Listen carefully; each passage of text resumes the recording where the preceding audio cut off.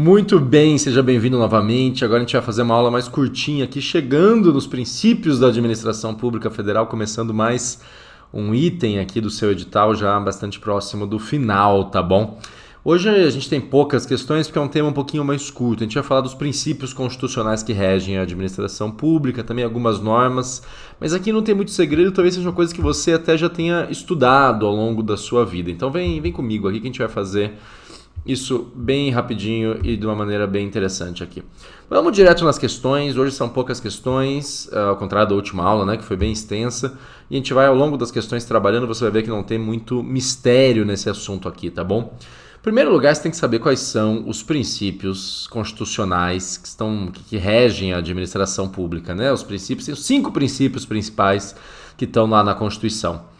Tenta dizer para mim qual desses está incorreto, ou seja, qual não é uma definição correta, né, de um princípio constitucional da administração pública. Vamos fazendo, como sempre, item a item aqui, tenta responder a pergunta por sua própria conta primeiro e eu já entro em seguida aqui, passando linha a linha, resposta alternativa a alternativa, a gente faz esse negócio juntos. Vamos lá, a legalidade. A legalidade significa, primeiro, a legalidade é um princípio constitucional da administração pública? É. Já vou te dar a dica que todos aqui são, né? É o famoso LIMP, né? Legalidade, impessoalidade, moralidade, publicidade e eficiência. Então, o erro deve estar na definição de alguma dessas coisas aqui, né? Então, vamos lá.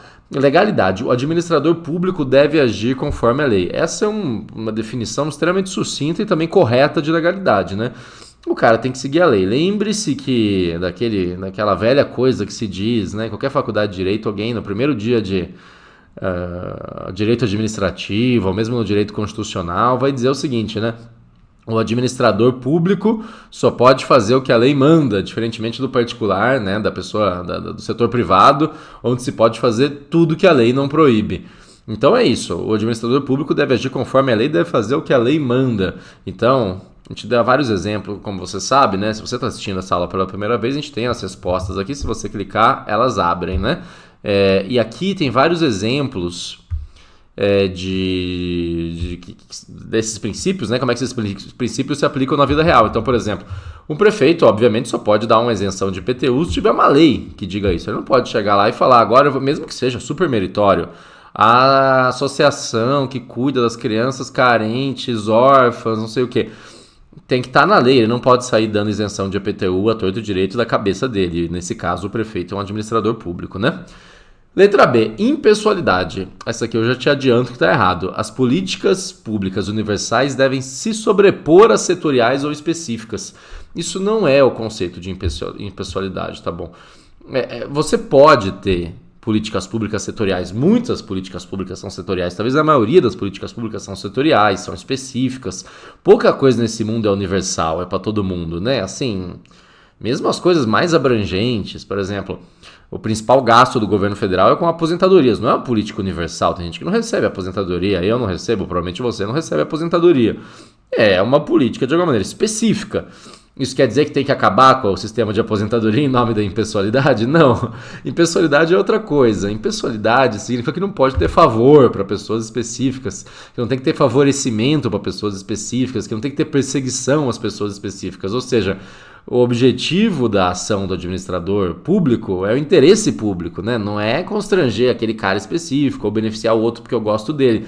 Isso não significa que toda política pública tenha que atingir a totalidade das pessoas. Podem ser setoriais, mas tem que ser setoriais dentro do interesse público. Vou te dar um exemplo aqui de violação bem clássica, assim, que é citada, uma violação à impessoalidade.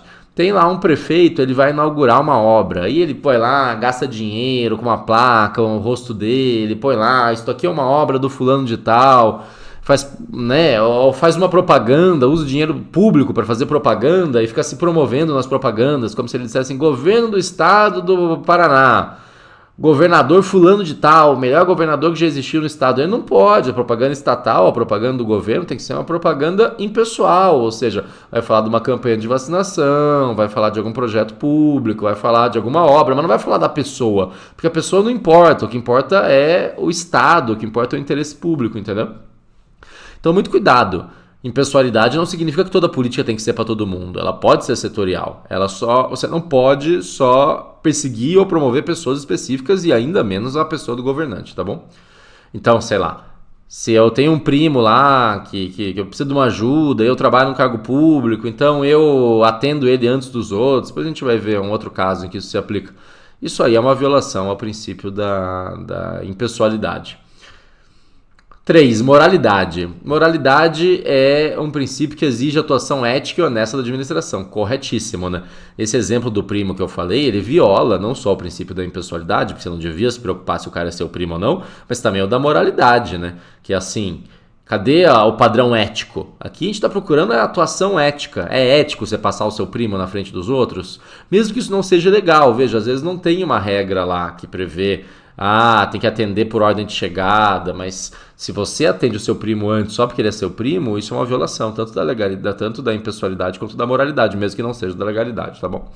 Letra D, publicidade. Como regra, os atos administrativos devem ser amplamente divulgados também, corretíssimo, né? Então, portal da transparência, a gente já falou amplamente sobre essas coisas, publicar a licitação, mesmo o diário oficial é uma ferramenta de publicidade, né? Uma ferramenta extremamente tradicional de publicidade. E por fim, a eficiência. A administração deve buscar a melhor utilização dos recursos públicos. Perfeito, aqui também não tenho o que questionar. A eficiência não era um princípio constitucional original da administração pública. Em 88, quando veio a Constituição, a eficiência não estava lá. Isso aí veio nos anos 90, um pouco naquele espírito. A gente vai falar isso na próxima aula, de certas reformas nos anos 90 que veio na administração pública para tentar dar mais eficiência, mais agilidade, reduzir o aspecto burocrático da administração pública. Eles botaram a eficiência lá na Constituição. Então, por exemplo, o processo eletrônico no judiciário, né, sem dúvida, é uma tentativa de buscar maior eficiência, buscar a melhor utilização dos recursos públicos, fazer as coisas andarem, tá bom? Então, essa questão de número 1, sem segredo, tal, mas você tem que saber quais são os princípios constitucionais. E você tem que saber que existem princípios, eu vou fechar aqui, tá bom? Que são princípios que não estão explícitos lá na Constituição, mas são amplamente reconhecidos pela doutrina, pelas pessoas que estudam esse assunto, como sendo princípios implícitos da administração pública, ou seja, que tem que ser seguidos. E aqui a gente vai procurar a incorreta também para a gente estudar todas as corretas, tá bom? Qual alternativa está errada, né? Ou seja, qual alternativa não explica um princípio implícito da administração pública? Novamente, todos aqui são princípios implícitos da administração pública. O desafio é você dizer onde está a definição errada, né? Vamos tentar encontrar. Se você ainda não fez, pausa esse vídeo, tenta responder ou pega o material que está no link na descrição aí, tá bom? Letra A. Supremacia do interesse público, prevalência dos interesses coletivos sobre os individuais. Perfeito, né? Então, por exemplo, você pode desapropriar um imóvel. O exemplo que a gente dá aí no material é esse, né? Tem um imóvel particular, uma casa, mas a gente está construindo uma escola. Ele pode ser desapropriado, porque o interesse coletivo prevalece sobre o individual. Claro, o cara vai ser indenizado, ele vai receber um valor, mas tudo que o setor público faz é pensando no interesse público, no interesse coletivo, não no interesse específico de uma pessoa. Tudo talvez seja exagero, né? Porque você poderia dizer, por exemplo, a concessão de uma aposentadoria, obviamente existe um interesse individual ali, mas existe também um interesse público no bem-estar da terceira idade, na tranquilidade das pessoas que podem contar, né, com uma renda, mesmo quando já estão numa idade mais avançada. Então você poderia argumentar que em alguns casos tem os dois, o interesse coletivo e, obviamente, o interesse individual. Se você matricula um menino numa universidade pública, claro que tem o interesse individual dele de estudar, se formar, ganhar dinheiro, mas tem o interesse coletivo de formar pessoas, melhorar o capital humano do país.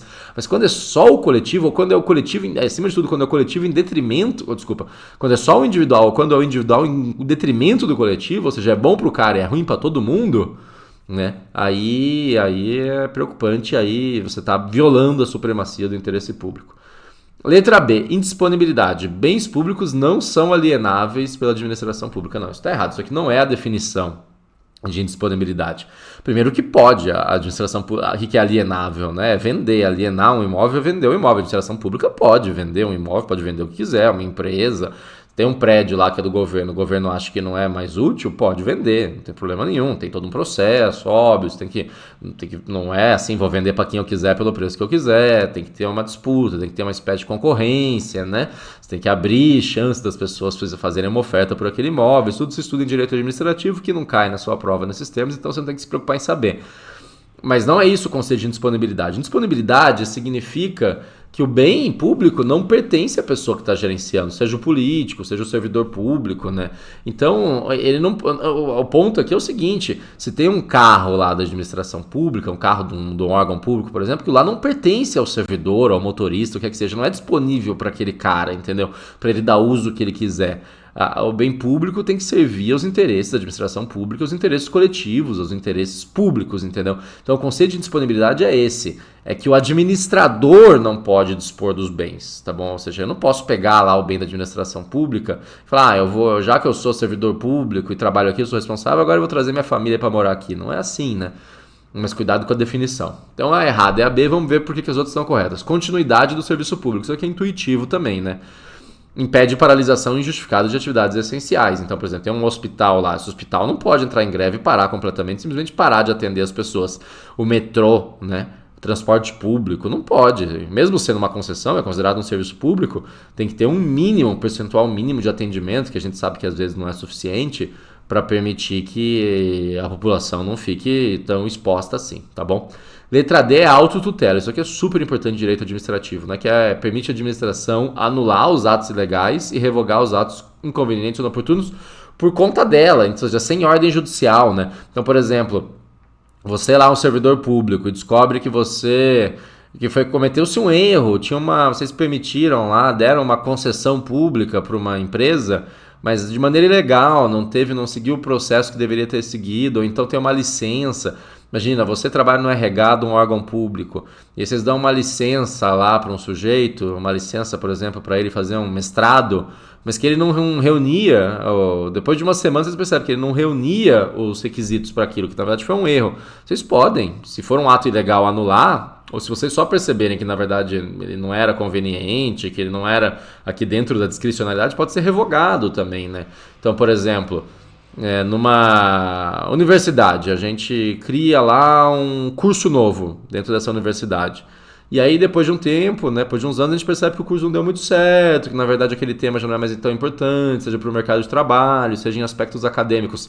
A gente pode revogar a criação desse curso, encerrar esse curso? Pode, com certeza. Sem problema nenhum, tá bom? Letra E. Senão seria eterno, né? Senão a administração pública, tudo que a administração pública decidisse seria imutável, a gente estaria travado, completamente paralisado pelas decisões do passado, né? Letra E, razoabilidade e proporcionalidade. Isso aqui também, né? Evita excessos, garantindo a adequação dos meios ao fim. Isso aqui se cita muito em direito, né? Então, assim, por exemplo, o exemplo que a gente dá. Tem um camelô lá vendendo, sei lá, eu ia falar fita, mas não se vende. Vendendo blusinha, né? Ilegalmente na rua lá. Aí vai lá o rapa e pega o cara e aplica uma multa de 100 mil reais, porque ele tava vendendo as blusinhas lá de 25. É desproporcional, né? Esse cara não tem 100 mil reais, é absurdo. Ou pedir exigências assim absurdas. Imagina, tem lá um concurso público para polícia. Aí eu peço pro cara, faça um teste físico, fazer um teste físico é razoável? Talvez o policial tenha que correr. Mas eu exijo que esse cara, assim, corra 100 metros livres em 11 segundos, que é pouco acima do recorde mundial, entendeu? O recorde acho que é 9 e pouco, né? Pô, o cara tem que ter um desempenho absurdo, não é razoável, não é proporcional, né? Assim, o cara teria que ser um atleta, quantas pessoas correm nesse nível, né?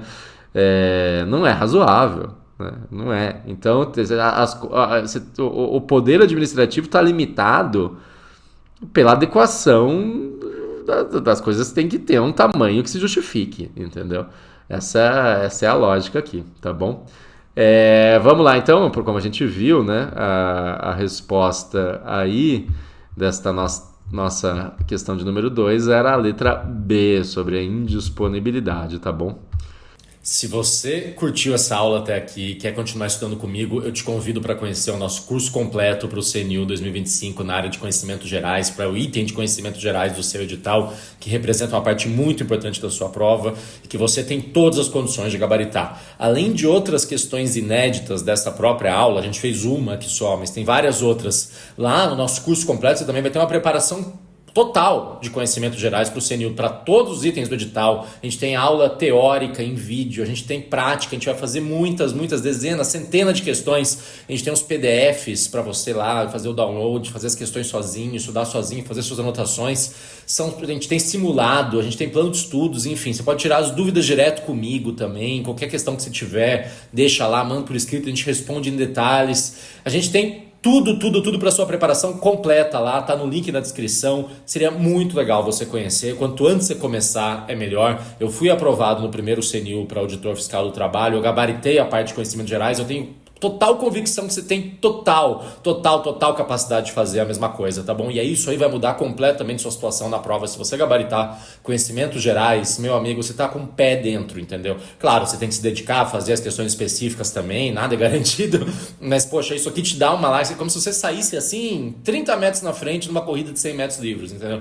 40 metros, sei lá. O link está na descrição. Se você preferir, você pode entrar no nosso site, também tá lá, é professormioto.com.br. Você compra direto lá na plataforma do Hotmart, é muito tranquilo, a gente está com um preço muito bom, que é realmente para atrair, para fazer você não ter dúvida, é um preço promocional assim para não perder tempo e começar logo. Concurso é tempo, entendeu? Cada dia que você perde no concurso é um dia que você podia estar mais próximo do seu cargo, de mudar de vida. Eu estou sempre à sua disposição, olha com carinho lá o nosso produto, a gente vai gabaritar junto esse negócio, você vai mudar de vida, tá bom? Um abraço!